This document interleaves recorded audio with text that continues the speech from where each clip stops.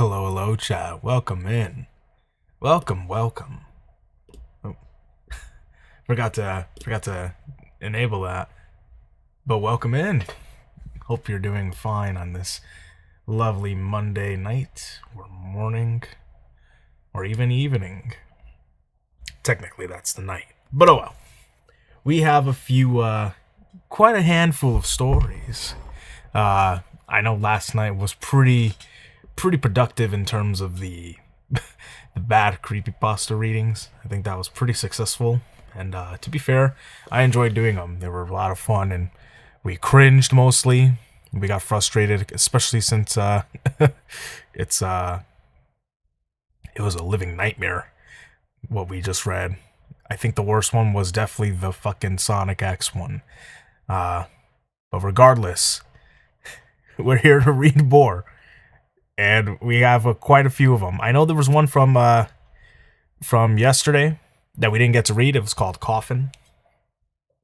Coincidentally, it's not about the coffin of Andy and Lele, as Dax would love it. Shout out to Dax. We have a classic creepypasta, which we'll get into at one point. And then we have a wild card. And then we have this one, Ronald McDonald House. It says it's bad. I saw the name and I immediately got entranced in it. So, we'll see if it's bad. If it's bad, if it's I hope they're funny bad. That's the thing. Like, the stories need to be funny bad. If they're not funny bad, I'm gonna be totally honest. It's gonna be a little disappointing. But anyway, with that out of the way, I hope you enjoy. Make sure you grab something to drink, and then we'll laugh together. Hopefully. Now I know chat should be working. If you're on X, Twitter, it usually doesn't work. I encourage anyone who's on the Twitter X platforms to go on Twitch. I will put it actually in the description of the stories here. So, okay. I put it in the descriptions of the readings of the stream, so it should be in there, I hope. It should be in there. Yep. So, if you want, feel free to go into the Twitch stream instead of the X streams. I know people like to go into the X streams, but Twitch is a lot better. If anything, do YouTube as well. I also appreciate that as well. But anyway, we should have plenty fun time reading this. Anyway, let's get started. I may have to change the music. I did have a beat, but unfortunately, some of the music got flagged for copyright. So unfortunately, we cannot use it. So I have to do something different. We're gonna have to do we'll do one of our other samples. We'll do our Silent Hill beats. How about that? That's gonna be our best bet. Hopefully it works. It should start kicking in soon. But yeah, this is the. It's not gonna be too bad. I hope it's not too bad. This chat should be there.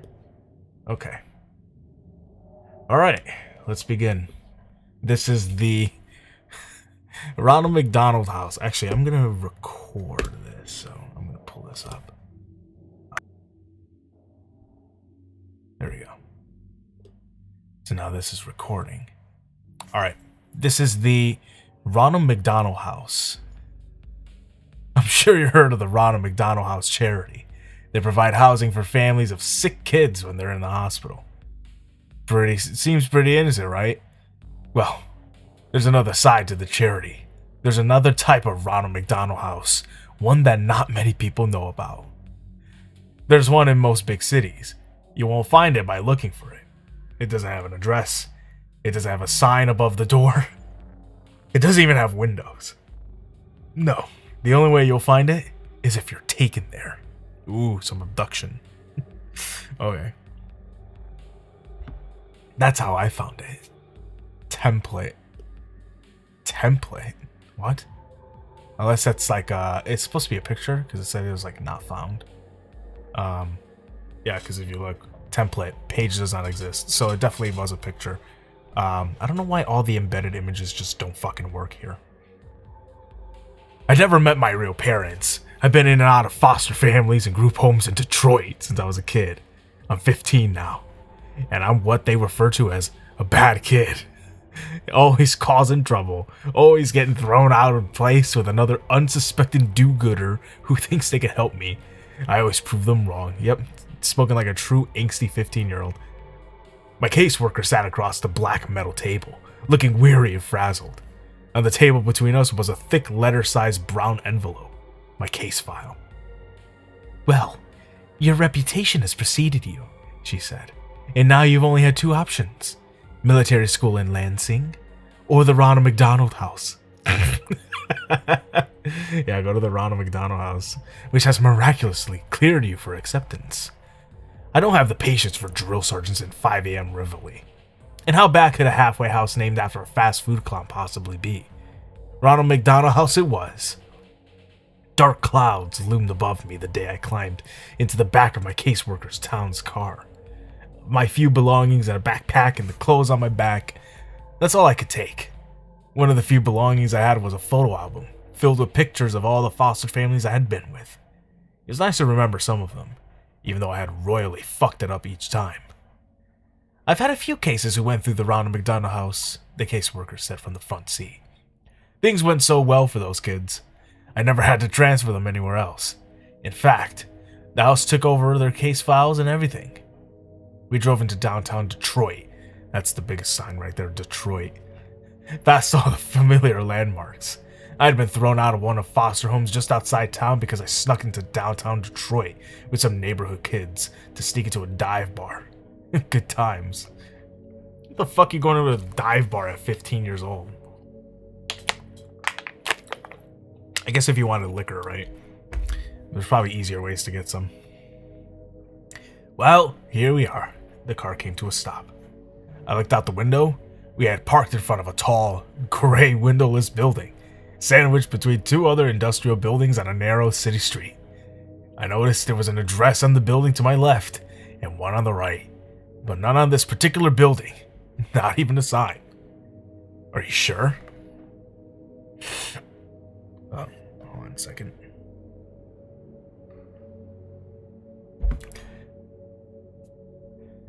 "Are you sure?" I asked, hesitating, as I opened the car door and climbed out of the back seat. I slung my backpack over my shoulder, clinging tightly to the strap, and followed the caseworker up to the windowless metal doors. She pressed a buzzer and spoke to someone inside, and the doors clicked to unlock. We walked in. As soon as the metal doors closed behind us, I noticed a pin-drop silence. It was that sort of silence that is so oppressive and empty, it almost deafens you. Alright, it's kind of ominous, right? The Ronald McDonald house is like a fucking prison. Across the dimly lit lobby, there was a glass window with someone inside. A secretary. She was turned away, typing something intently. Like this. She was doing one of these, chat.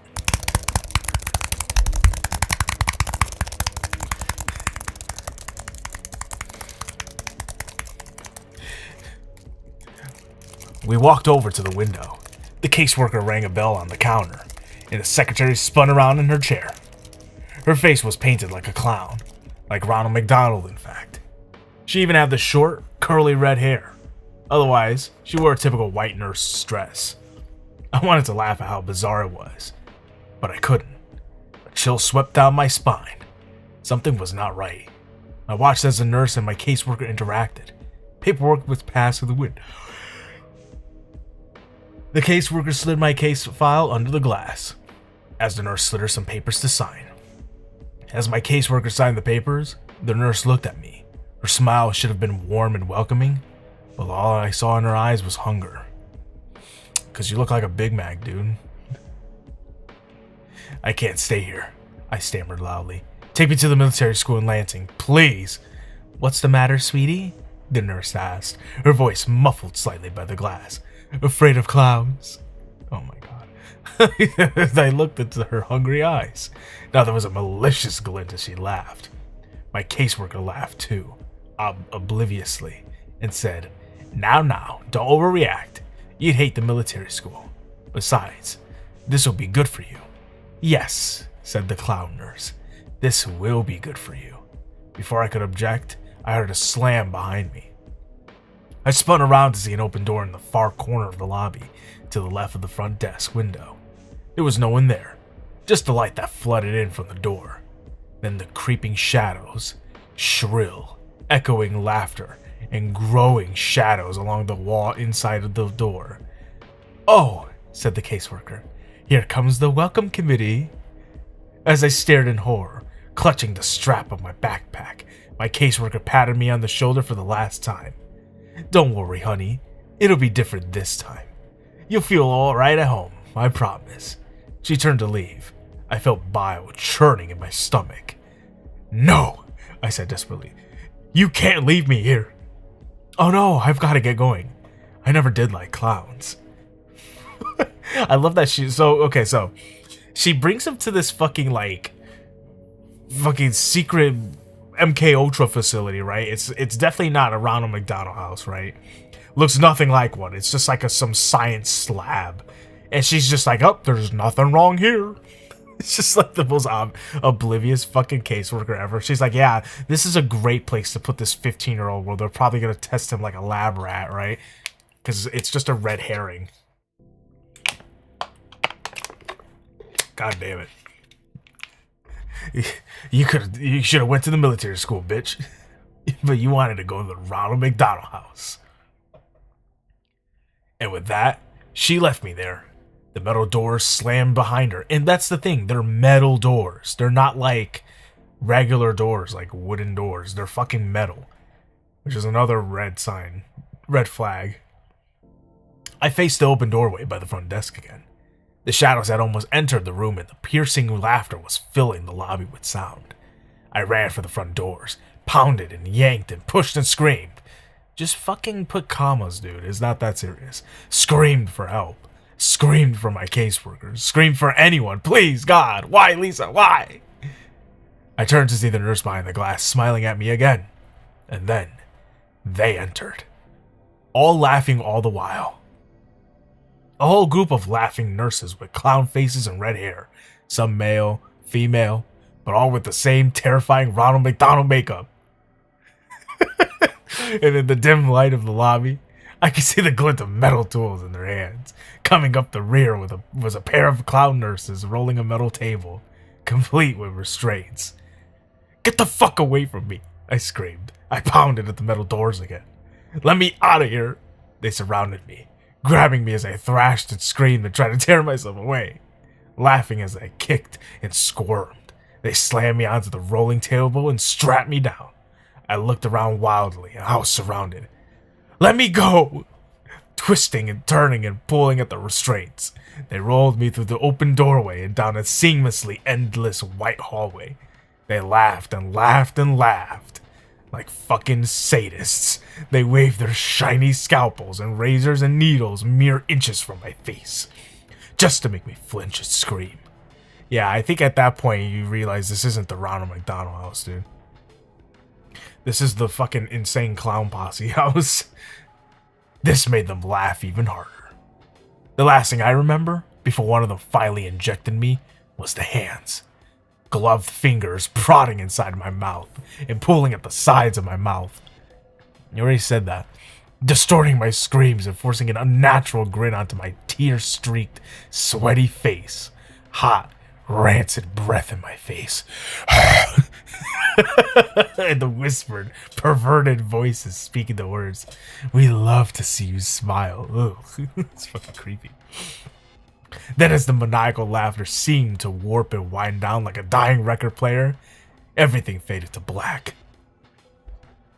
Template. Again. Template. Colon. Dash dash. I opened my eyes and was blinded by bright lights above. Shield my groggy eyes from the fluorescent bulbs. I turned on my side and looked around. A cell. Tall white walls, covered in scratch marks and stains. A small drain in the corner of the floor. My toilet, perhaps? A door with no windows, and on the floor by the door, my backpack. I tried to sit up. I tried to sit up. My body ached, and the moment I sat upright, my vision started spinning. Wonder what they drugged me with. It's probably morphine, dude. I realized I was shivering. I looked down. I wasn't wearing my own clothes anymore. I was wearing a dirty, ripped hospital gown. Bright yellow with a pattern of Ronald McDonald's head all over it. That's a horrible fucking gown. Nothing underneath. So my dick was fucking around underneath this gown. I heard faint, muffled sounds from somewhere in the building. It sounded like screams. I tried to stand, but couldn't keep my balance. My vision was beginning to stabilize, but my body still felt like rubber. I sank to my knees and crawled over to my backpack. Before I got there, I tried to open the door. As expected, it was locked. I slumped onto the floor beside my backpack and unzipped it. All that remained inside was the photo album. They had taken my notebooks and pens and my cell phone. Of course they did. Hello, Jay. Welcome in. Hope you're doing well. We're reading the spookiest story. It's a Ronald McDonald playhouse, house, like from for charity. Instead, he got transported to the fucking hospital of like from Outlast. I wearily opened the photo album, but instead of the photos that had been there, you better be prepared for trouble. Ooh, it's Alice. Alice, join me. Welcome in, guys. Welcome in. I am Atticus Rose, or Captain Rose. I am, yeah, SCP clown, dude.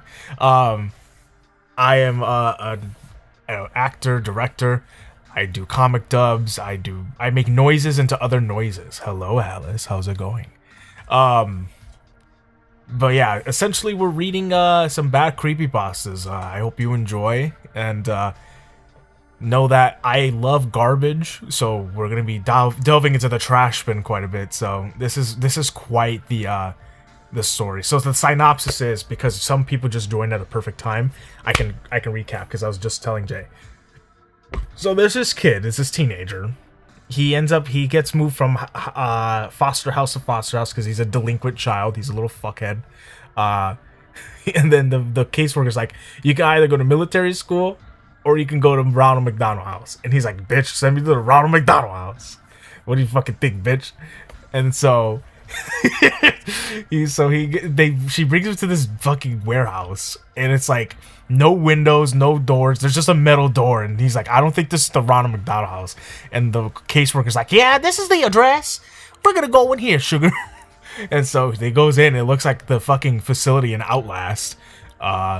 And basically, there's just nurses and dressed in clown makeup, just smiling like psychopaths. And he's like, I don't think this is a good idea. And she's like, that's okay, honey, you'll be fine. And then they drug him with morphine, and they took his clothes and they stripped him naked and have him in a hospital gown with Ronald McDonald's face on it.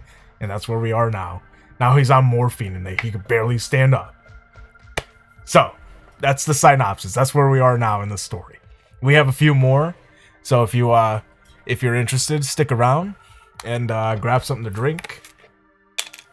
We're gonna be in for the long run.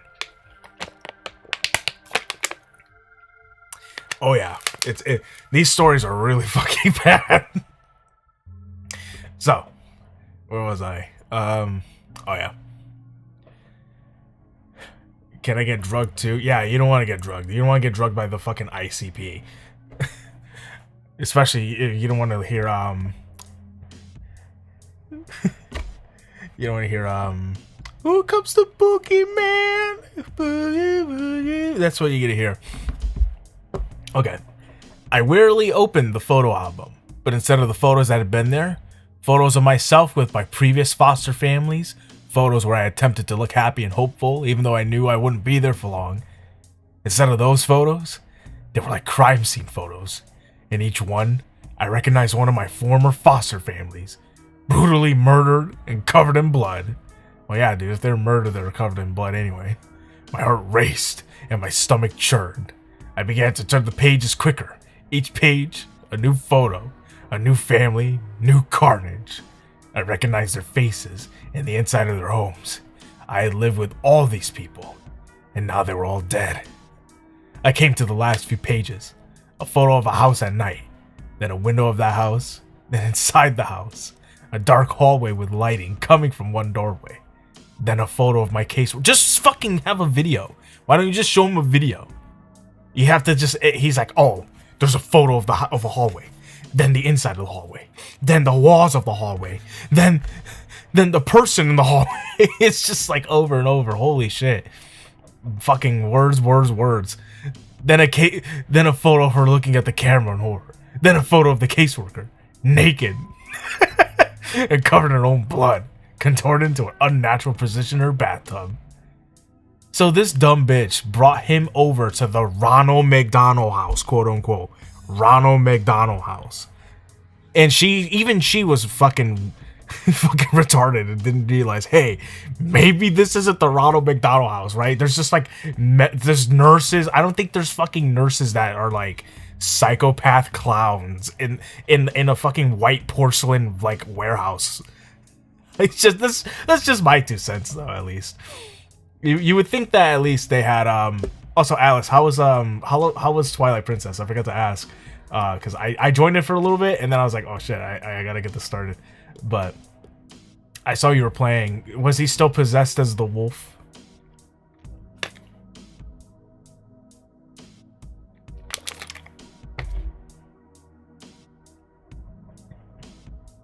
Gonna be furry Link for a while. Oh yeah.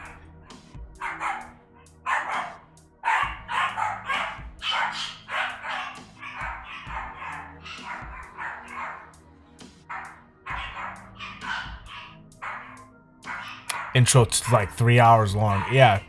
Also, the dogs hear Ronald McDonald nurse is coming for me, dude. My time is coming. Yeah. It's oh my god. I gotta see what they're up to because these guys are idiots. Give me a sec, chat. Enjoy the Silent Hill music for the meantime.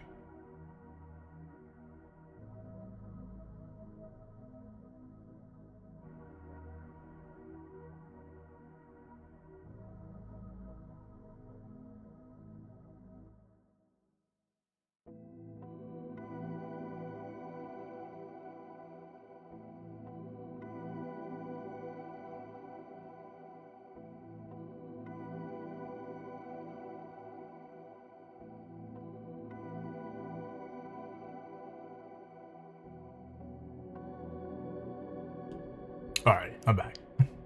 Alright. That was a little bit of nothing. They're startled by fucking wind. Anyway. Let's so the caseworker's a fucking idiot. Alright, I turned to the last page. Written inside was the back cover of the photo album, were 3 words. You never existed. I felt bile rising in my stomach. I threw the book to the ground and crawled over to the hole in the floor and vomited. They were right. Having killed everyone who ever knew me, it was as though I never existed. I heard more faint screaming in the distance. I knew I had to get out. I wiped the vomit off my face with my hospital gown and crawled back over to my backpack. Hopefully they hadn't found my secret weapon. Weapon. I unzipped the front pocket and reached down to the very bottom, my fingers scraping the fabric. Sure enough, there they were, flushing with the seams in the back, nearly undetectable. The pins I used for picking locks. I told you I'm a bad kid. Fucking edgelord right here, dude. I leaned against the door and listened. I could hear footsteps approaching. But just as soon as they had come, they faded in with other direction. I knew I had to work fast. I jiggled the handle with one hand and picked the lock with the other hand. It was surprisingly simple. Keep in mind, he's on fucking drugs, by the way. He's on morphine, so he's like, this was simple to do. Even though he's like drugged up. Holding the handle, I slowly pulled myself to my feet. I could maintain my balance now. I pulled the door open, just a crack. A clown nurse darted past. My heart almost stopped, but his footsteps didn't slow or change as soon faded. He didn't notice me. I poked my head out. Dude, you gotta find like a knife or something. Once you get that knife, you're good to go. You can start stabbing these clowns. I poked my head out the door. Seemingly endless white hallways in either direction. The distant screams were louder now, coming from all around. Taking a deep breath. Jeez, how fucking long is this shit? Oh my god. Oh my god, it's fucking long. It's long as shit. Alright. This is just going on. Bro's in a Left 4 Dead but for clowns. Yeah, no, he's an Outlast, dude. He's at fucking Mount Massive Asylum.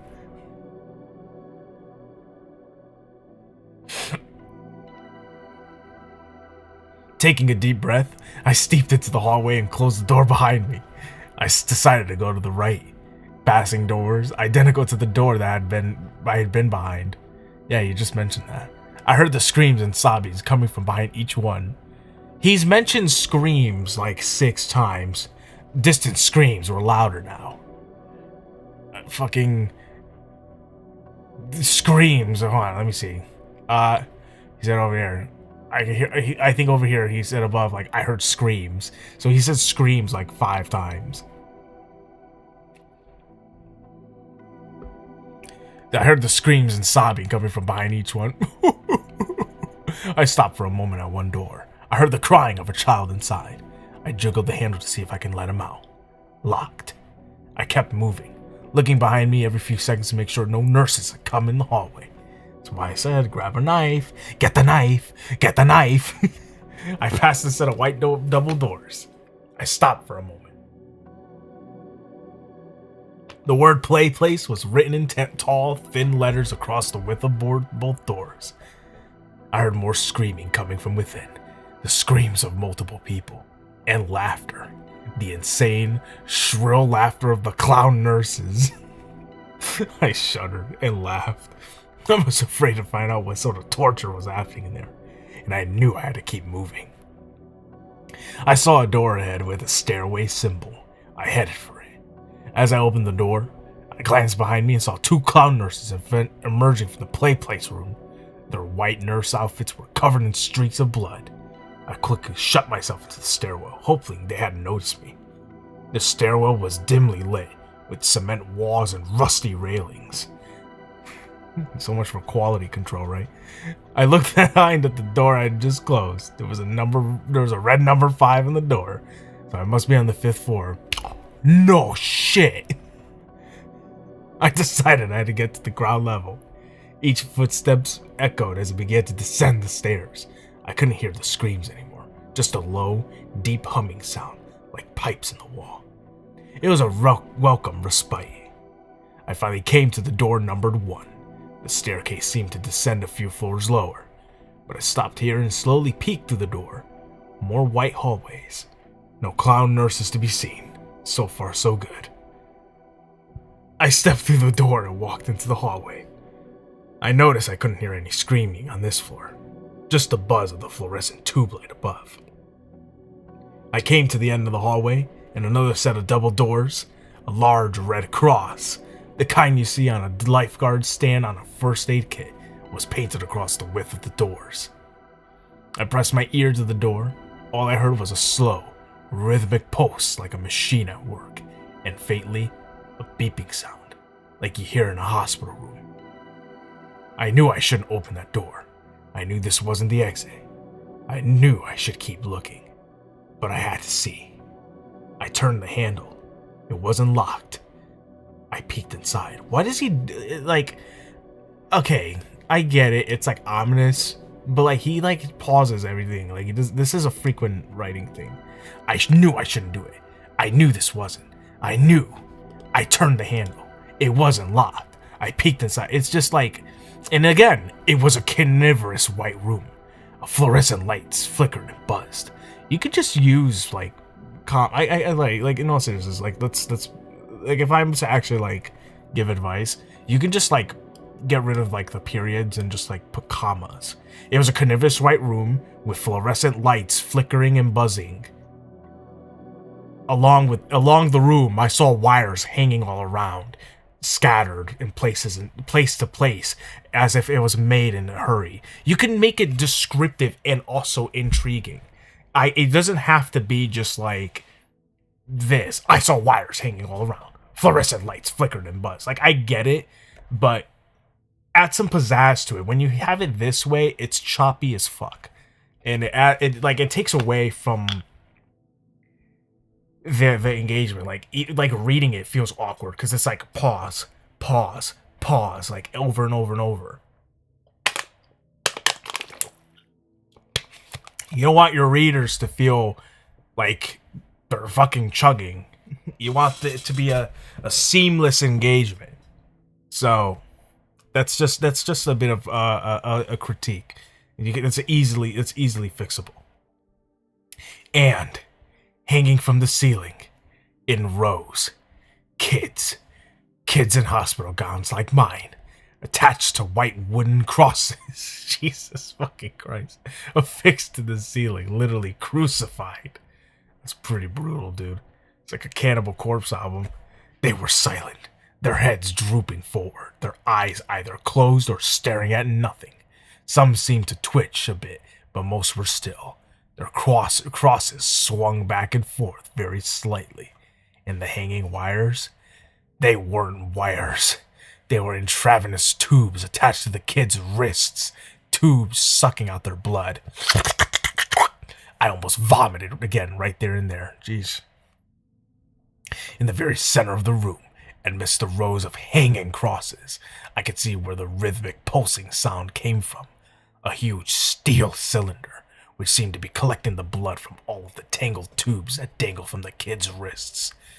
I opened my mouth to scream, to cry out in anger. All I could say was, "What the fuck?" That's when the alarms began to sound, loud, piercing, like the police sirens of hell.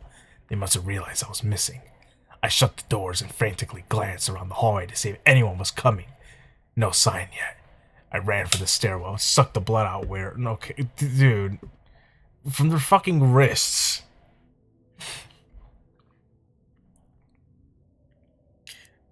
As I entered the stairwell above, I heard laughter from above. Echoing and reverberating throughout the stairwell. Hold on. I got you guys. Hold on. They said it's echoing? I got you guys. Let's see. I hope this is it. I hope this is the right effect.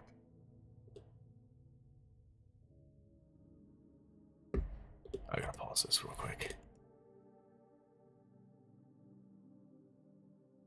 Alright. Is that good, chat? Is this effect good? It should be.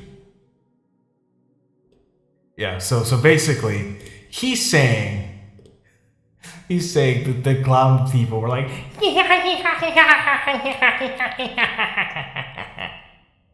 That's basically what they were doing. They're laughing like the fucking jongleur, ready to go, why so serious? So, that's how they were laughing, I guess. And I realize I don't have to record it because we have the fucking... The VOD is just going to capture it anyway, so it doesn't even matter.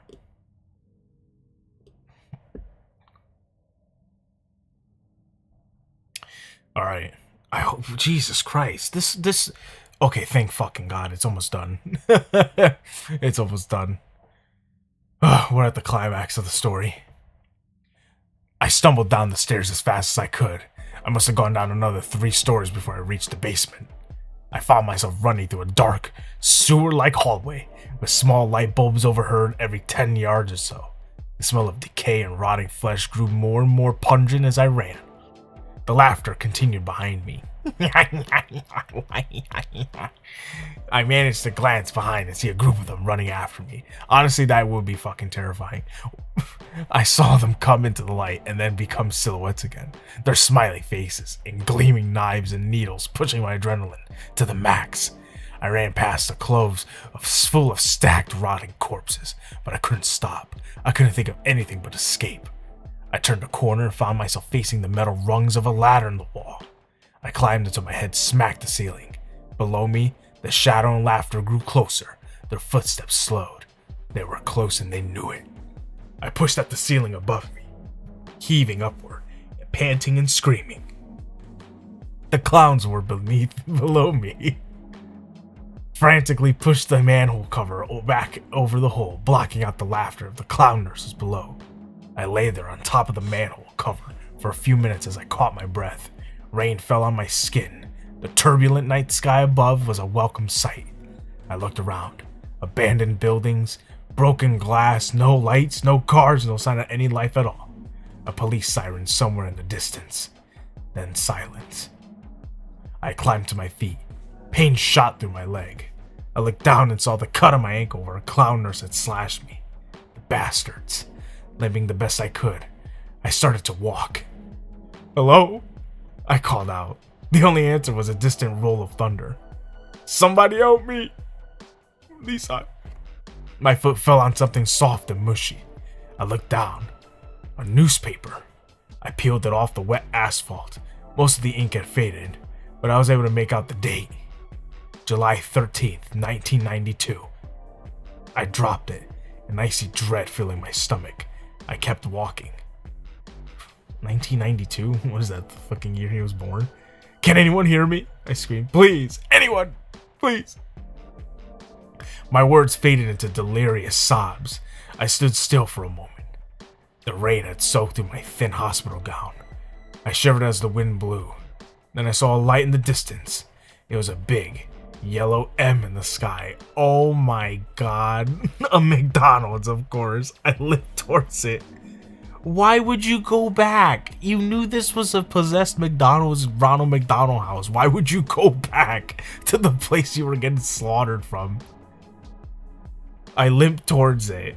When I came to the McDonald's, I saw that apart from the M, the rest of the building was completely dark.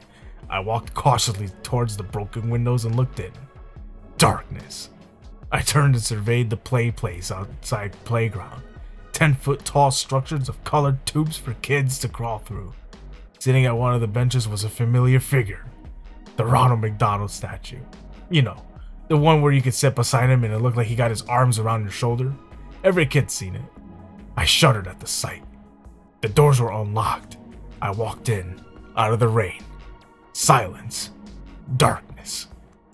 I noticed that the door wasn't like the modern McDonald's you see. It was still the same as it was in the 80s, with the white plastic booths and the red and white tiles. Honestly, that aesthetic is so good though. I love those around. I love those McDonald's, but like finding any one of those like vintage places, it's like it's impossible. It really does suck that those are gone. It's just yeah, they decided to go for modern aesthetics and over you know, their original style. The wind seemed to whisper through the broken windows. I noticed something on the front counter. A black rectangle. I got closer. A laptop. A nearly new laptop. I let out a soft, delirious laugh. I knew what I was supposed to do. So I took the laptop outside and sat beside the Ronald statue. I opened the laptop and began to type this story. Oh my fucking god. The rain is falling on the keys, but I don't care. There's nothing left to do now but wait. Because I've been noticing, out of the corner of my eye, Ronald is trying to look over my shoulder. He's laughing now. All I can do is join him. What the fuck? I guess this is the... I probably should say like clown warning, I guess. But who cares? If you're still with the story, yeah. That's Ronald. He's looking at our pro tag. What would you give that? I give that a large fry out of a McFlurry. That went on for fucking forever. Okay. So, besides that story being, you know, a story of all time, I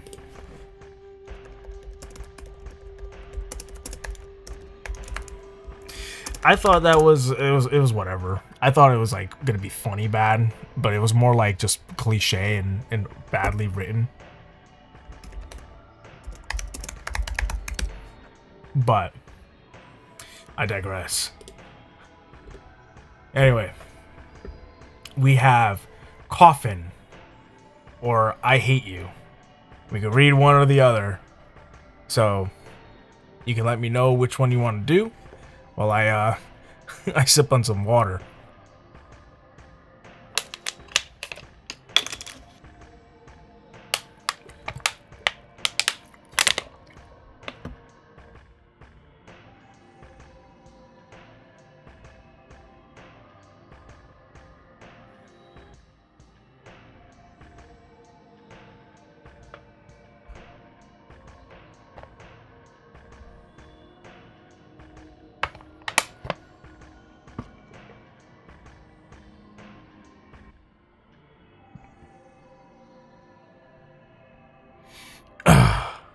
Can you do JoJo fic in the next stream? Maybe someday. Like JoJo's Bizarre Adventure or like JoJo Siwa. Actually, a fucking creepypasta JoJo Siwa fic would be so funny. As like a trophy. She's already crazy enough as it is, but I assume you mean JoJo's Bizarre Adventure. Whoa, what is this? Oh my god, it's Man. I read the worst McDonald's fucking creepypasta I've ever seen in my life. It was terrible. Basically, it was like bootleg Outlast, where this kid gets abducted by fucking nurses in clown outfits, and they slaughter all of his... they slaughter his fucking foster families, and he leaves. And the end is just total stupidity. Oh, I knew what I had to do. I had to write this story. Which is like such a dumb ending.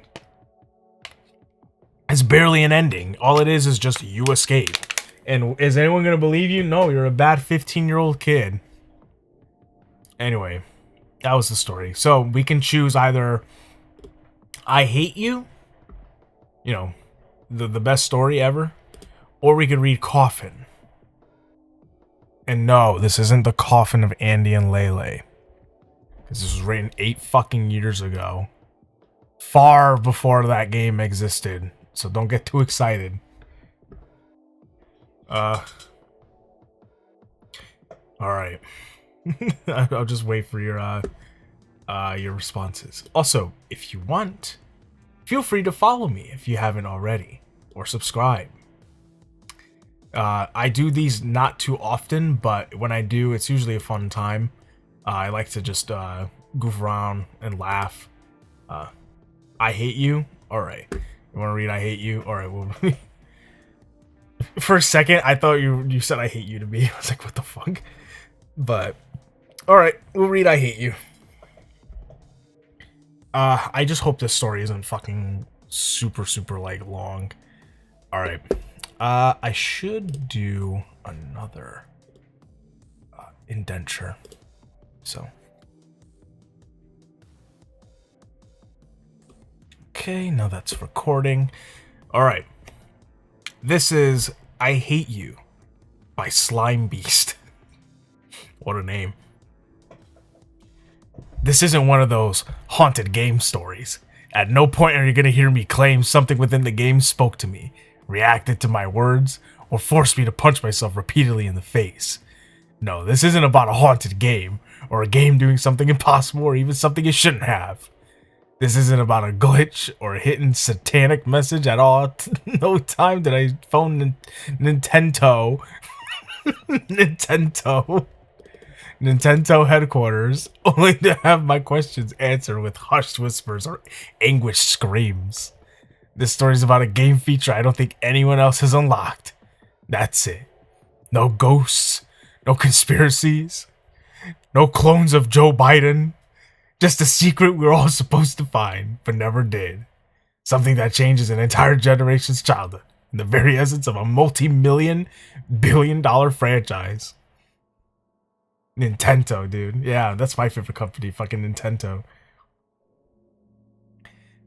This is about what I found, what I assumed to be a previously undiscovered alternate ending of Super Mario World for the Super Nintendo. In 1996, I received my first computer as a birthday gift. I'd been on the internet before. I'd used computers before. What? But I'd always been in school or at a friend's house. This one was mine. All mine. I explored the crude, prehistoric web of the time with great interest. I downloaded all sorts of pornography and even printed it out. Which made absolutely no sense. Yeah, it has nothing to do with the story, dude. I also pirated media like a madman. Music, games, pornography, anything you can think of. This is where I first discovered Mario World. I never had a Super Nintendo as a little kid, so it was all new to me. I download tons of games along with the SNES emulator, but Mario World was my favorite. Are you like an English major?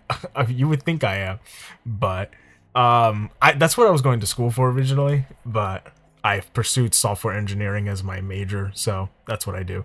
I guess my minor would be in English, but yeah, I do know enough about writing. I had to get advice on about the fucking Ronald McDonald house on how to write. It's just so badly written. I couldn't fucking believe it. That story was just like, it had the choppiest fucking sentences I've ever seen. Instead of like just sticking to just like decent sized descriptive sentences, they would chop it up into 5 small sentences like they were in 5th grade. It was terrible. And it was also really awkward to read. This is just fucking cringy. It's just stupid. I downloaded all sorts of pornography. Like, what does this have to do with the creepypasta? For over a decade, the same Mario World ROM was my time-wasting hobby. I played it over and over again, beating the game faster and faster until I began to lazily explore the worlds with no particular purpose. Game Genie codes helped immensely. I could turn off the timer and relive in a particularly entertaining map for an hour as I waited for a download or any number of boring events. It was in this manner that I must have beaten and re-beaten the game thousands upon thousands of times. There was comfort in this obsessive-compulsive behavior of this routine, but all of that was shattered when I saw the Blind Boo. The Blind Boo, as I referred to it, was hovering over the exit from the haunted, sunken ship level in the game. Later on in the game, sorry. He played that game for 10 years straight. That was the only game he's ever played. What are you, crazy, dude? Of course this is the only game he's played. He said this is his favorite game ever. Instead of playing Doom on the computer, he played fucking Mario World. Like, he could have downloaded the shareware version of Doom. And he didn't do that. I called it blind because it actually had no visible eyes. It was like someone had made a lazy ROM hack, but I knew from years upon years of experience that this was a normal game. What? You said this was your first ROM game or whatever. How would you even fucking tell? The Blind Boo just hung there over the exit pipe, blocking it. I turned my back on it, but it didn't chase me. How could it? It didn't see me. Then I noticed something else out of sorts. This is the picture, by the way. Yeah, see, it's blind. I will say this. I do like the pictures that I like when stories provide pictures and screenshots of like what they're talking about. It does add authenticity, and I actually like that about it. Like, if there's one redeeming factor about this, it's the screen caps. There was a key and keyhole misplaced above the exit. Keys and keyholes are such a way of ending the level in an alternative manner and discovering a secret area. Still, this didn't belong there, and I knew it. For a moment, I considered the fact that I had actually broken a ROM file for overuse. That's not how that works, but whatever. It's almost like implying that this guy had no social life, no job, and only plays Mario World. Dude. There's people like this that exist, though. They're like fucking people who are so addicted to playing games. That's all they know. So yeah, I do believe he existed. After taking a screenshot specifically to show all of you Mario Bros fans, I thought he was gonna call us Mario Bros. I was gonna fucking cringe so hard. I picked up the key and opened the door, figuring the game would seize up and I have to restart. Instead, it opened a new path on the map selection screen. Sunken Ship Ghost Forest. Oh, so this was the level he saw. And it looks like a black hole. It's just like a gaping fucking glory hole over there. A whirlpool next to Bowser's already creepy head cave thing. I pressed the right arrow and moved on to the whirling drain. Oh god, no. You can see Mario, he's tweaking out. I sadly have a friend like that. He's unhealthy, has no hobby, stay up till like 3 a.m. every day. Dude, that sucks. Like, I was up till 3 a.m. reading, like, this shit, but I was with my friends, like, reading the stories. We were having a blast. But it was also on a weekend, too. I mean, I have a weekday, but I have tomorrow off, so I'm not too worried. But, yeah, you gotta have some sleep, man. At the end of the day, like, we'll probably read, after this, we'll read, like, one more, and then we'll call it a night. But yeah, I tend to, you gotta have some rest. It's important to kind of keep yourself healthy, or, you know, it's just, it's a part of like maintaining your body to be healthy. Because what's gonna happen? You wake up at noon and your morning's gone. I can't imagine not having a morning. I'm so tired again. Yeah, bro, because you don't sleep. You're too busy fucking grinding in Fortnite, dude. Not that there's anything wrong with grinding in Fortnite, but grind during the day or after work. This didn't really strike me as odd, because if you're familiar with the Mario World game, there's an area called Star Road that you may note has similar names. Just stuff like tubular and awesome and all manners of dumb words and phrases. Most of the areas were called Vanilla Forest 1 and Donut Mountain 3 and all that, but there were maps with odd names like that. What did concern me, though, was Mario's expression. Surprise? Shock? Fear? I entered the map. Yeah, see him? He's got his big ass head. Oddly enough, the whirlpool in the middle of a lake began with the standard castle entry animation. Mario walked up to a castle door, looked up, then went in. I could tell it was underwater though, because of the bubbles that periodically emerged from the sprite's mouth and floated to the top of the screen. Inside the castle, it started to look more and more like I was in fact experiencing a glitch. You were experiencing a glitch though. Look at this shit. And it could be a ROM hack. I mean, oh my god. There's no room to jump, no room to do anything, but run left and right. I must have gone right for 10 to 20 minutes, just holding the B button and running along at full speed. After a while, I ran into 1 or 2 blind boos in the darkness above, then 3 or 4. Then the screen was full of them. You see them? They just look like fucking sperm cells just swimming in darkness. They were just kind of hung there, doing nothing. They wouldn't chase me if I turned my back, as with previous blind boos. If I made any noise, like Mario's jump sound, it would just kind of shudder a bit, like they heard the sound of Mario's movement, but couldn't do anything about it. Then something made me stop and turn the other way. Oh my god, it's a fucking bullet bill crying blood. This is so stupid. This is fucking dumb.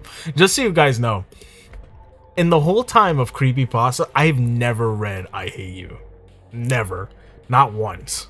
I've seen, like, the game, but I've never read the story. Now, I can't write a story for shit. I only write formal essays, but I feel like I could write something just slightly better. Listen, if you could write an essay and you get an A on it, you could pretty much write anything. Because you have to make an essay interesting and captivating for someone to read, right? That's the goal of an essay. You're supposed to persuade someone to read the full thing you're writing about. And that's the one thing you need to know about, like with writing, there's a purpose to what you're writing about, right? They're in the words you use, captivate it, right?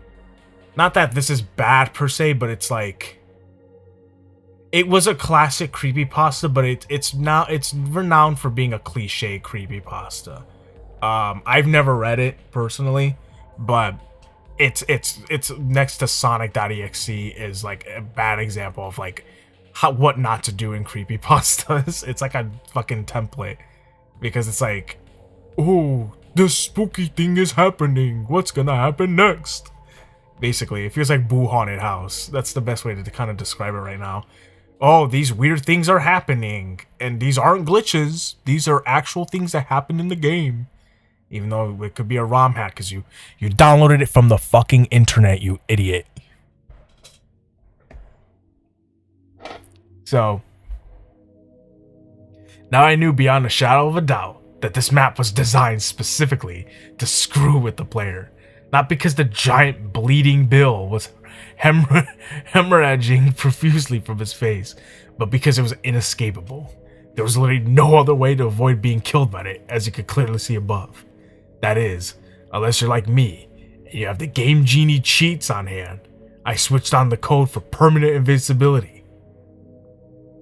I let the bleeding Bill chase me for a while when I was invincible, just to get a good look at the thing.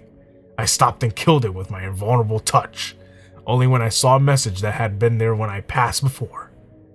I hate you. just crudely drawn with MS Paint. That kind of creeped me out. That creeped him out. But on the other hand, it was kind of interesting because it meant this was definitely a map that was supposed to exist. How the fuck would you know that? You should play the ROM after reading it. I don't even know if I can do that. I mean, I don't know if I could on a Mac, because I am on a Mac. Actually, now that I think about it, chat, let me see if I actually could. Give me a sec. If I could play it, I definitely will. You could look at Marilyn Manson right now. That's way creepier than this story. Take a good look at Marilyn Manson for the chat, and spooky Bill over there.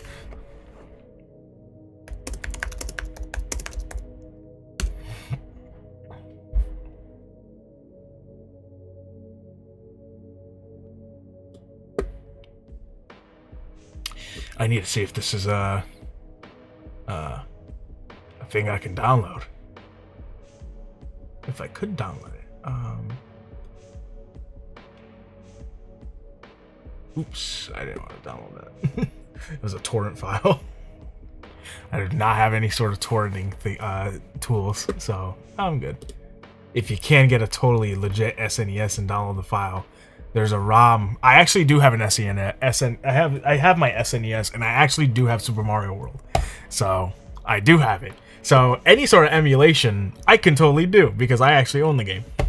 So, oh well, I'm not afraid of the corporate overlords.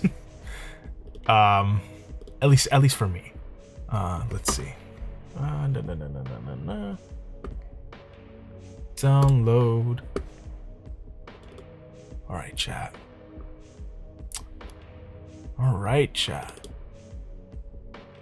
I don't know if this will work on OpenEmu. If it does, I'll be so shocked. Never have done this before, but if it works, why not? If it even fucking opens.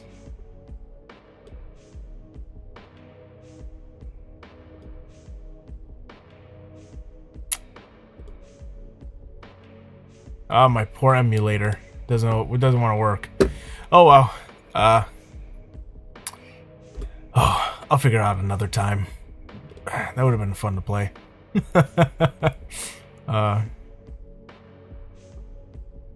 Yeah, I'm sure there's plenty of YouTube videos, but I wanted to play the game. I wanted to get spooked out.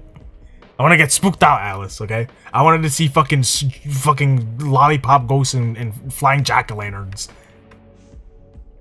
Okay, so the fact that there's fucking booze around, and then I hate you. That's the one thing that creeped them out. I hate you. So this guy said this map was definitely supposed to exist. How the fuck would he know that though? Yeah, piss and poop my pants. Dude, I got a brown lump right now reading this shit. This was some sort of plot element here. Something undiscovered. What did it mean? Who hated me? King Koopa seemed the obvious answer. Or maybe just the ghosts. When you're in a haunted castle, you found your way of a haunted ship. Oh, sorry. Blank screen.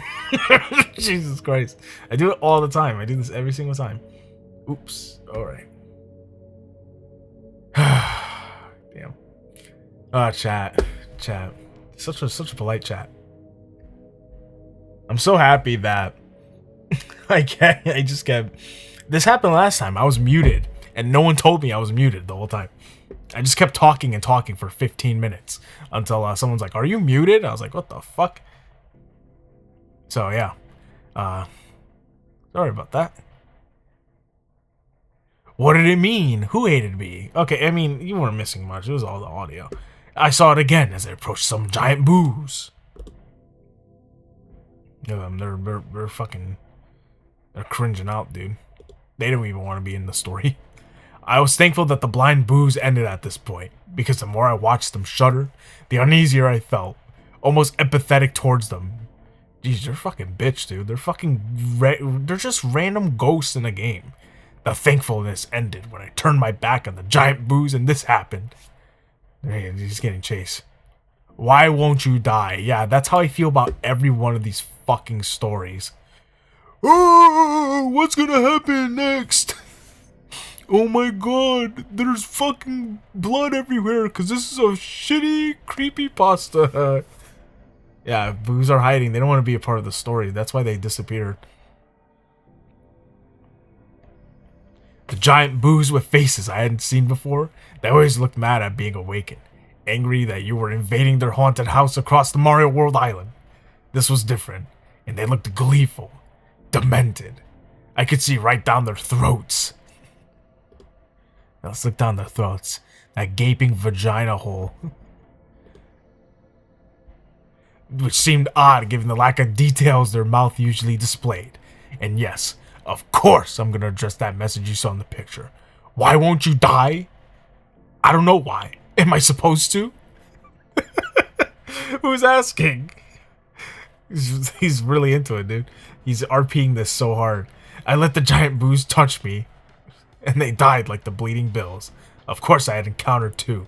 Despite any attempt to scare the player, I knew that being invincible meant invincible, no matter what they threw at me.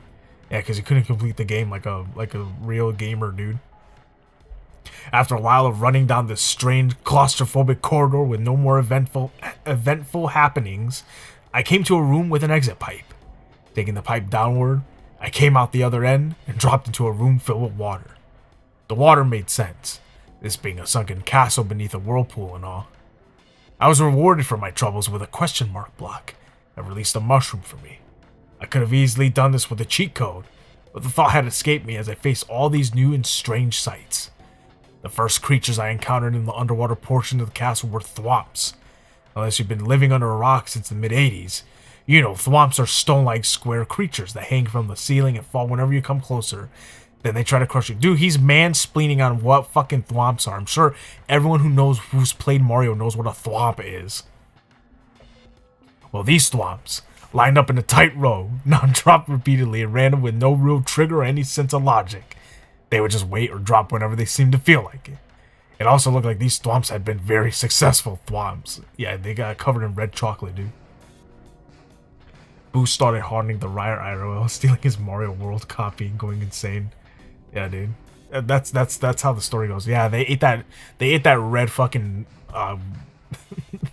They ate that red frosting. They got real hungry. More cartoony blood.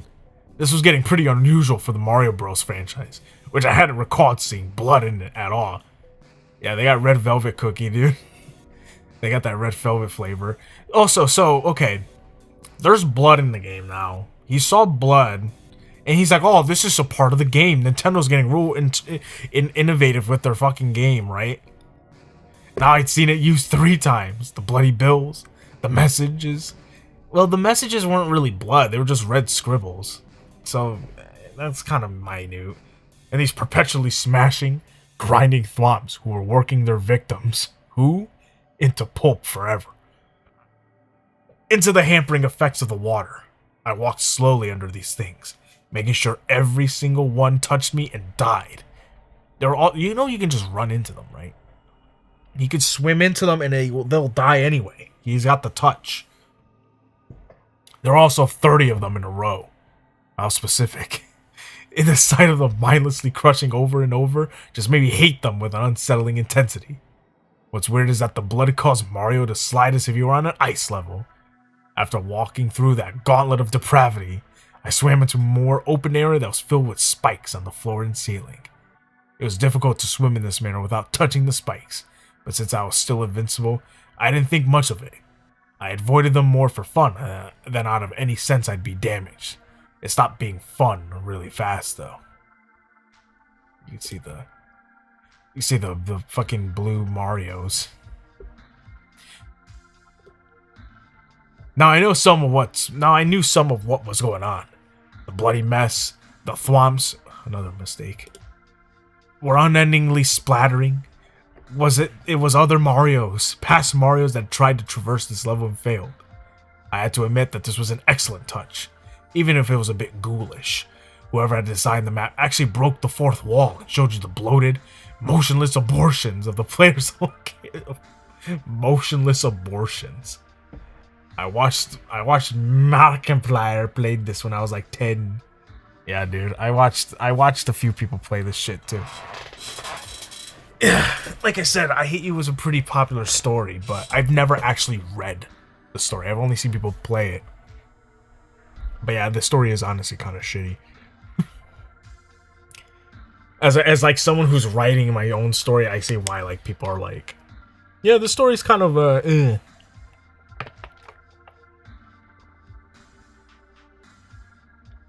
I take my sip of water. Okay. Let's keep it going.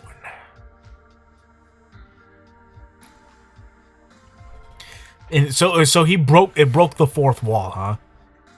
That's stupid. Why would Nintendo put gore in their game? I don't know why. Like, he really thinks that this is an actual Nintendo port. You know, the Family Fun Entertainment Company, right? That's focused on family fun, is putting, like, death and blood and shit in their game. Yeah, that would never fucking happen. Especially if they're beloved characters like Mario. Unless it's like, oh my god, I know what story I have to read. But I won't do it tonight. I'll save it for another time. But I'll see if my friend Grouch wants to do it.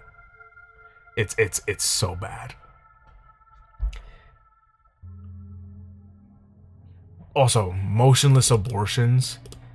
It's like a fucking Infinite Annihilator song. Infinite Annihilator, motionless abortion. It's like the song Motherless Miscarriage. There's another song too. The bodies only floated straight up and down a tiny bit, as if to show the effects of a light current. It was genius, and I couldn't believe I might be the first and only person to ever see this. Oh my god. I toyed with the idea of taking more than one screenshot I just presented to you. Basically so all of you reading this can enjoy the secret map as much as I had, especially with this weird little touch, but... Ooh. Oh my god. Oh my god, they're moving. They're zombies. Without swimming, without kicking or moving in any way, the dead Marios had started to come at me like torpedoes. Their faces remained blank and blue, and dead. But they moved with astounding speed. They angled and positioned and worked all sorts of unique trajectories that left me almost nowhere to move. They continued to come at me and swarming and backing up to trying again. And I couldn't bring myself to let them touch me. I moved with more speed and skill than I ever averted, frantically trying to keep Mario free of the drowning victims that seemed dead set on rocketing straight into him. I'm an 11th grade student. I see like grade 8 acting, and they're the best at everything, like writing, painful reading.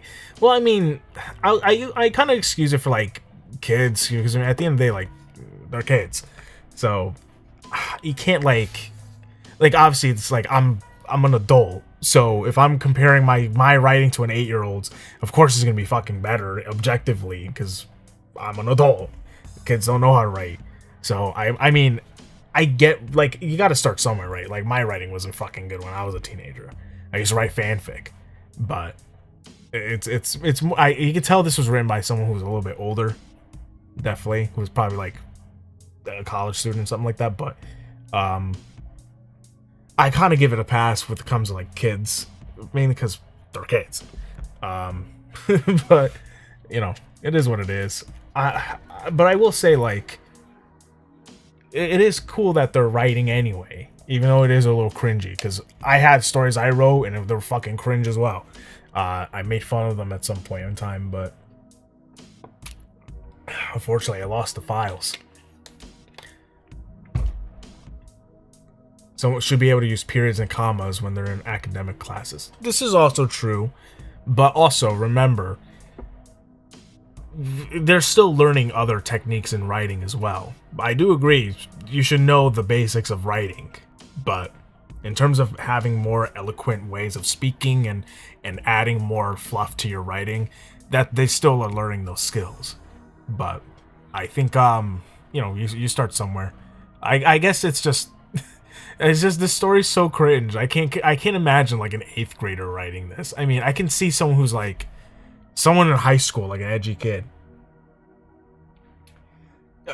Trust me, I know a lot of people don't know between adjectives and nouns. There's a lot of people I know like that. It's kind of disappointing, but you know, you don't pay attention in school. You know what more can you do? But oh shit. When I finally reached the purple exit pipe you see above, they look kind of blue, and that's because I'm colorblind. There had to be 10 of those things right behind me, pitching, turning, and chasing me. I entered the pipe as fast as I could, thankful that it worked properly, and had Mario out of that situation in a heartbeat. The corridor that followed was empty, thankfully. It was just a blue underwater hallway of sorts with nothing to avoid or kill. It was boring and predictable, like the story, like the game had been all these years, which brought back a sense of safety. Okay. At the end of the hallway, I came to the stair. Just give me a sec. I came to the standard pair of doors you enter to face the final boss. Besides the doorway, a mushroom power-up. I didn't touch that shit. Yeah, look at it. It's fucking scary, dude. Listen, I would eat it. Also, this guy has 99,000 points. Listen, don't spoil it for the chat. Stop spoiling for the chat. The fuck? Blowing the load before the fucking story is at the climax, dude. Going through the door, as you expect, the typical change of map view occurred, and Mario was standing on the ubiquitous bridge over the boiling lava. Or had it been blood all along? Nah, dude, that's lava. And there's that guy from Star Wars that brings the stormtroopers in Lego Star Wars. I forgot his name. When Mario walked out the bridge, however, there was no boss creature. Instead, Mario looked to the side and froze. I couldn't control him anymore. He just stood there. Keep looking until you see it. I didn't even see it at first, so I didn't expect you to notice right away. If you still hadn't spotted the thing, I already did it, dude. This went on and on what seemed like forever. Nothing happened. Then a familiar face walked in from the right, dressed in green, tall and angry. It was Luigi. Mario recoiled in horror.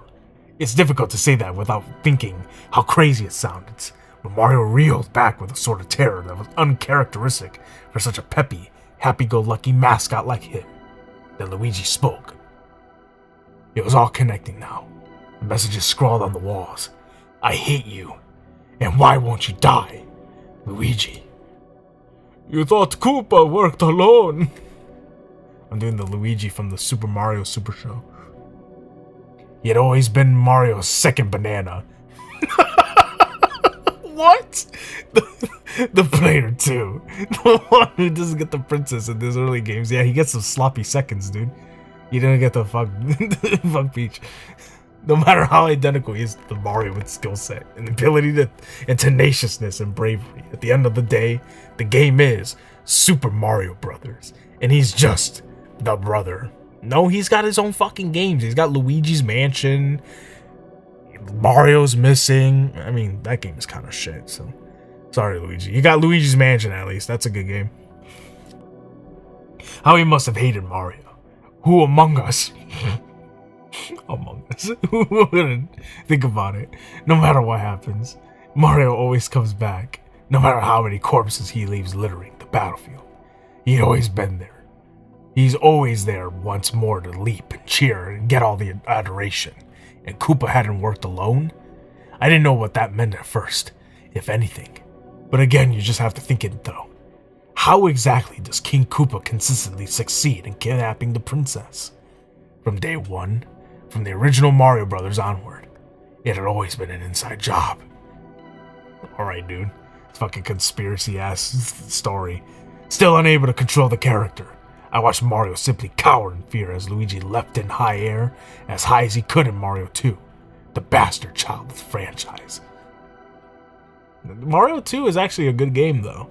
I don't know why you hate it, but Mario 2 is a great game. Alice, do you like Mario 2? And man, what a name. Is Mario 2 a good game? I liked Mario 2. I think that is a good game. It's technically not a Mario game, but in terms of it being different, it's a good game. He jumped on the pathetic, weeping Mario again, and again, and again. I was powerless to stop it. Super Mario 2 is, you can play as 4 characters. There's Mario, Luigi, Peach, and Toad. You can play as those characters, and they all have different abilities. Like, Peach can fly. Toad, I think, can, I forgot what Toad does. Luigi can jump high, and Mario can grab things. They all had different abilities, and it was basically like a reskin of another game that was done. But yeah, you know what it is. Okay, yeah. So basically, it's that game, and you can fight. And Birdo was in that game for the first time. God, my voice has been cracking a lot. I apologize. Jesus Christ. When he was done, he seemed to look at Mario's limp body with his overwhelming rage.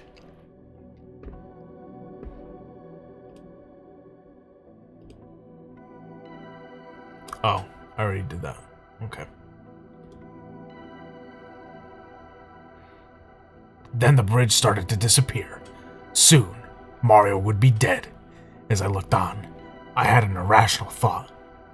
Would In be permanent? Would In be permanent?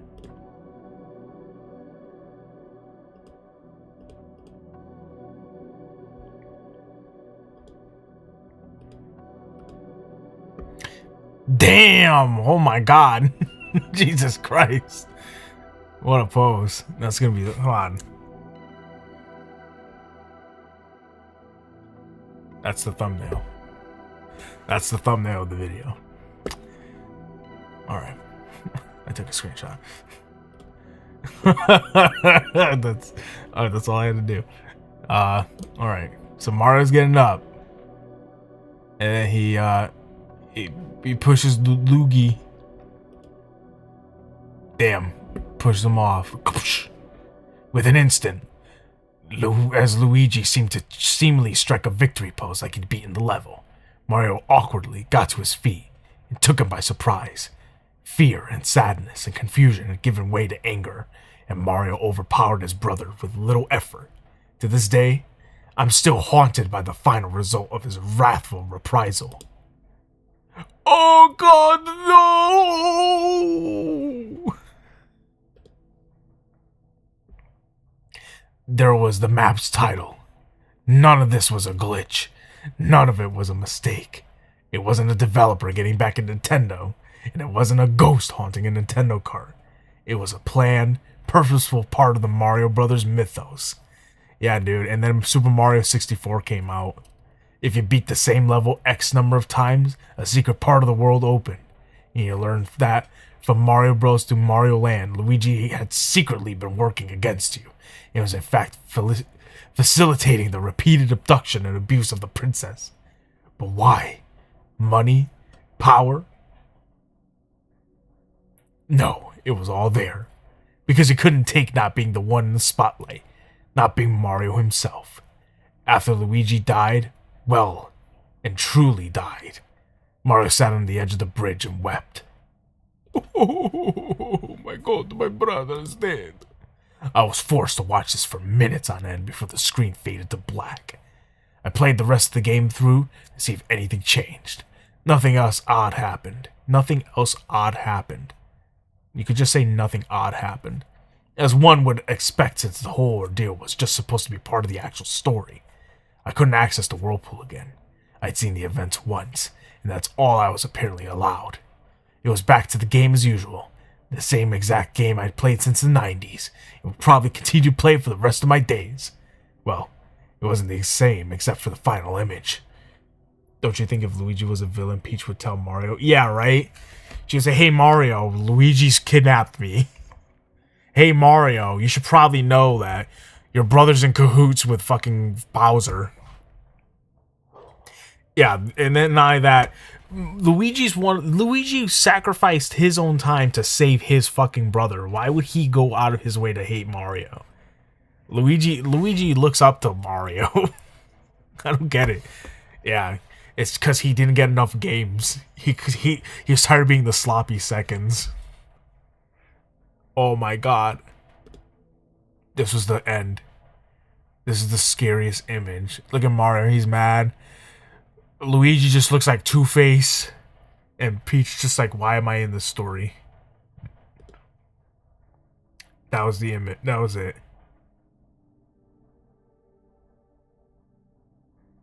Alright, man. So they said, this is a joke. It was made by Slime Beast. Would in be permanent? Yeah, exactly what I said, dude. It was, would in be permanent? Mario, remember your stompings. Yeah, that was a... I give that 5 Goombas out of a blind boo.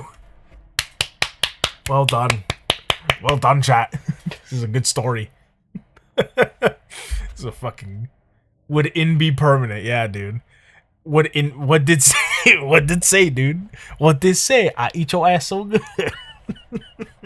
Jesus Christ. It's truly a callback. I love that fucking... We have to do that again. We have to read those. Those would be so funny for one of your streams, Alice. 18+ stream. It would be really funny. God, those were so funny. I hadn't done that in a while. Alright.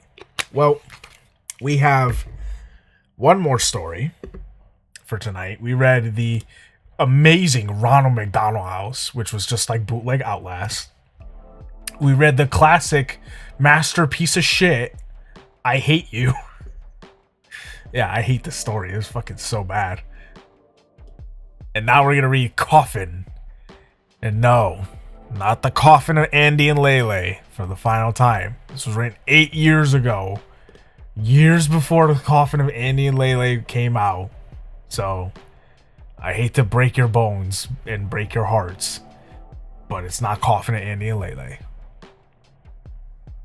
I got a sleepy now. Well, thank you for joining us, man. Have a good one. Alright, chat. Get ready. This looks like it's a long one. Jesus Christ. So no Coffin. Yeah, no Coffin of Andy and Lele. Thankfully. Alright. This is Coffin. The sun sank and my heart sank with it. I've learned to dread Such nights. obedience. Oh. Yes. Thank you for the follow. Thank you for subscribing, man. Thank you. Alright. This is Coffin. The sun sank and my heart sank with it. I've learned to dread nights ever since acquiring this illness. Medications that help, if only a little, in the afternoon, have no effect once the sun goes down, making every night a hellish ordeal. A shudder runs through my body as I prepare for yet another night of unrelenting pain. I'm gonna read it like Shadow. I quickly pop two ibuprofen and a cough drop, fully aware that they won't do any good. But it's a ritual I feel a groundless need to complete. A wispy sense of comfort supplied by false hope is the only sense of comfort that I hope to attain. It's really edgy, that's why I decided to read it in that voice so far. It's like super edgy feeling. It's just like the darkness in my mind has consumed me. Propping my head up on a pillow, I brace myself for impact before a fusillade of coughs come ripping through my chest and out of my mouth, tearing my throat to bloody shreds as they fire their way out like ammunition from an automatic machine gun. Jesus Christ, dude, it's just coughing. It's not that serious. Anything I do can trigger the next coughing fit. Adjusting my position, breathing too deeply, breathing too shallowly, sitting up, sitting down, scratching my nuts, kicking my ass, thinking, feeling, existing. The coughing mercilessly grinds my stomach muscles. It deprives me of breath. It stopped only long enough for me to inhale full fuel for the next assault. Jesus Christ, dude.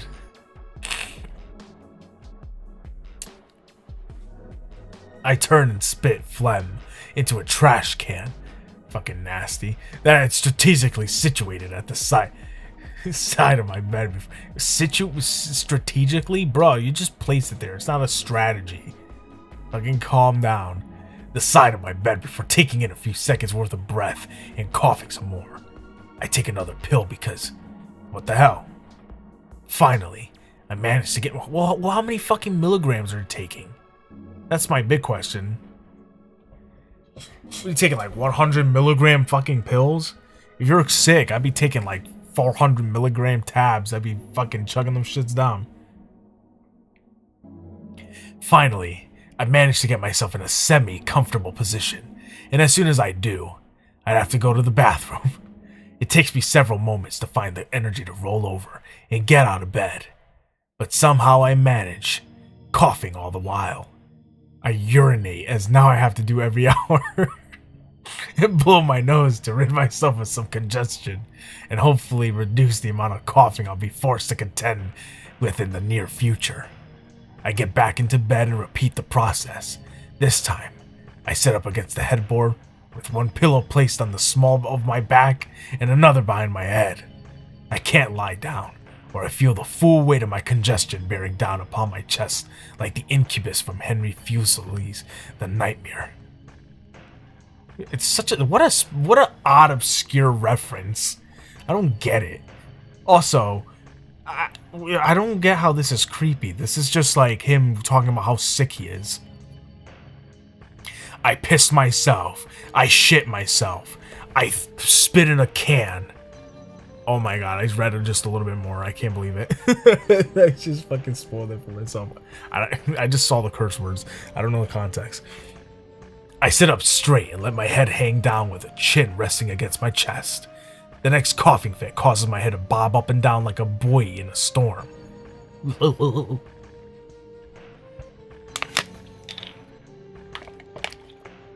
Make sure to hydrate. Pulling the covers up to my chin, I attempt to hang them on my shoulders, but they slip off. Sighing, I grab a thick sheet, throwing it over the back of my head and wrap it around my body. This is not an easy task for my muscles. My muscles are almost too weak to function, and I'm shivering so much I can feel my bones rattling inside my body. Oh my god, run-on sentence. Jesus fucking Christ. Fucking put some commas, dude. I barely have any control over my hands, and move more than once the sheets slip from my grasp. But in the end I am triumphant. Only now it's too hot. Sweat pours from my forehead like a saltwater waterfall. Like a saltwater, okay. My pores elongate to accommodate the oceans of fluid that gush out of me like a broken dam. I lift the blanket and the sweat immediately freezes over, covering me in a thick layer of salty ice. There is no relief to be had. The illness is alive and sentient and has a specific goal in mind: to drive me insane through sleep deprivation and superlatives pain. Worse, it wants me to know it. It drops hints for me to pick up on, such as when I went to the bathroom last. The coughing had ceased until I went back to my bedroom. The very moment I touched the bed, I went into another coughing fit. Just give me a sec. That time the cough sounded like sardonic laughter, using my own mouth and throat to express its mockery. I shiver, I sweat, I cough, and I curse. Fuck you! That's so edgy. I shouted as loudly and as defiantly as I can with the benefit of oxygen. Fuck you! Go away! Let me sleep, you sadistic bastards! The next wave comes. My hands clench themselves into fists and slam into the bed as coughs ravage my insides. Ooh. As it ravaged my insides, reducing my bones to a fine, white powder, fit to the nose of Wall Street bankers. Jesus fucking Christ, dude. It's so... I can't. This is some of the most fucking, like, over-the-top, like, writing. See, the other one was, like, too underdeveloped, and this is just, like fucking metaphors everywhere. It's just like, dude, it's not that serious. I get out of bed, quickly at first, but one particularly hard cough causes me to pull a muscle in my right thigh and I collapse. Still, I manage to pull myself up and limp to the bathroom where I cough blood into the sink. Damn, dude. He's got fucking tuberculosis? I turn on the water and stare wistfully at my life, fluids that they drain away, never again to be of use. Oh no shit, you threw it up.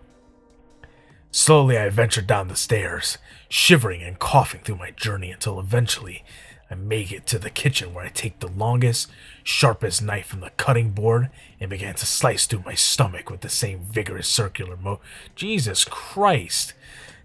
Where the fuck did this shit come from? It's just fucking gore now. Same vigorous circular motion commonly associated with rubbing yellow snow crystals into the beady little eyes of commercial fur trappers. What? Until a large plug of flesh is dislodged. I reached up to the freshly cut hole and feel around for the source of the cough. It doesn't take me long to realize my mistake. I cut too low. It's probably somewhere in my chest cavity. I'm quick to rectify this mistake. This time, I cut higher, around the solar plexus.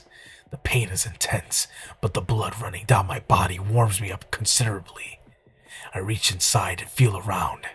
I don't feel anything aside from gelatinous chunks of bloody fat, contrasting with a hard slab of bone. Nothing out of the ordinary, so far as I can tell. Still, the coughing gets worse. Wads of blood-soaked phlegm disgorge from my nose and mouth, stinging my nasal passage and assaulting my taste buds with a flavor that is almost as repugnant as sweet and low. That specific sugar. Suddenly, I feel something akin to an internal gut punch, and my head shoots forward. My mouth opens, and a thick jet of dark, soupy bile hits the tiles like water from a fire hose. Weakened, I fall to my knees, and the damn coughing persists. That's when it dawned on me that the clever little shit must be moving around the inside of my body to avoid detection. The best option, then, would be to eliminate each of its potential hiding spots. I look around the kitchen through puffy, teary-soaked eyes, desperately trying to locate the knife. Get the knife! Get the knife! That's what the 15-year-old kid that got abducted in the Ronald McDonald house should have did. He should just grab the knife.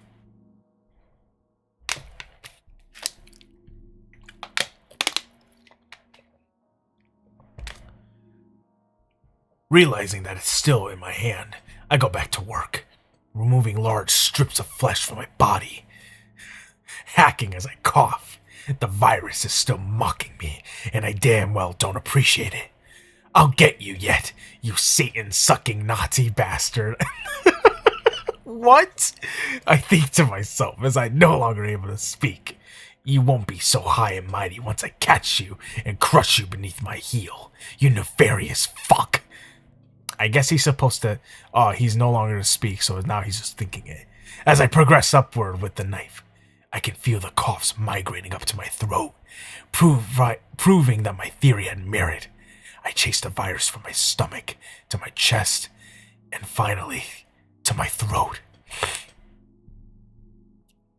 At last, I have the diabolical little shit cornered. I take the knife to my throat and cut out a perfect square, or as perfect of a square as I'm able to cut. Insert my finger into the loosened flesh and pull with all my strength I had left.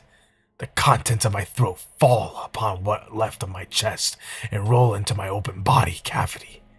I can't tell exactly which parts of my throat are which. Windpipe, trachea, what have you. It all just looked like a distinguishable blob of gore to me. I am dimly aware that something is still a bit off. Something I can't quite put my finger on. When I'm overtaken with the next skull-fracturing coughing fit, it dawns on me that maybe I shouldn't be able to breathe. That's so metal, dude. I began to wonder if I've gone insane, and this is all a horrific hallucination. Maybe this is all a dream, and I'll be waking up soon. The next three coughs sounded exactly as if they were trying to form the words. Fat chance, sucker. That fucking bug is reading my mind. Again, I take the knife and saw through my throat until I hit bone. Then I move it all around to the sides and back of my neck until I'm unable to lift my head due to the muscle tendons being severed. Bending severed. To quote Robert Mitchum in The Friends of Eddie Coyle, hurts like a Bessid. Oh my god. This is like such obscure references. Like, what are you talking about? I grab my head with both hands and one hard twist and pull, snapping the neck bone still connecting my head to my body. Now I'm lying on the kitchen floor, reduced to nothing more than a near frozen mound of human pulp. At first, I'm astonished to still be alive. I began to feel the virus is somehow keeping me alive so that it can continue to torment me well into eternity. But then I remember that life can persist for minutes after the head has been removed. I start to remember hearing about a woman, a victim of the guillotine, whose head reacted to being slapped. Being slapped? I mean chopped? But that begs the question, why the hell would you slap a disembodied head? Oh, okay, like actually slapped it. Just to add insult to injury. Aren't the French supposed to be civilized? Bunch of Jerry Lewis worshipping, snail slurping savages is what they are. Those are all the thoughts that passed through my head as I waited for death to come and liberate me. I figured the Reaper should be well on its way by now, and that I soon should be at peace. My disembodied head begins to cough. Jesus Christ, dude. Really good. This was really good, dude. I can't. This was so edgy. So that was Coffin. Oh, literally, Coffin. I'm coughing a storm. Alright. So. Alright. I Hate You, Coffin, and the Ronald McDonald house. I was gonna read the Piggy Killer one, but I'm actually getting a bit tired, so. Oh well. Here's what we can do. How many people are around? I don't know how many people are here, but it was fun reading. I don't really read too much, but I do appreciate you stopping by, anyone who's around. I don't know when I'll do this again. I would like to do these quite often, but if I can't, it's totally fine. But it is a fun time anyway.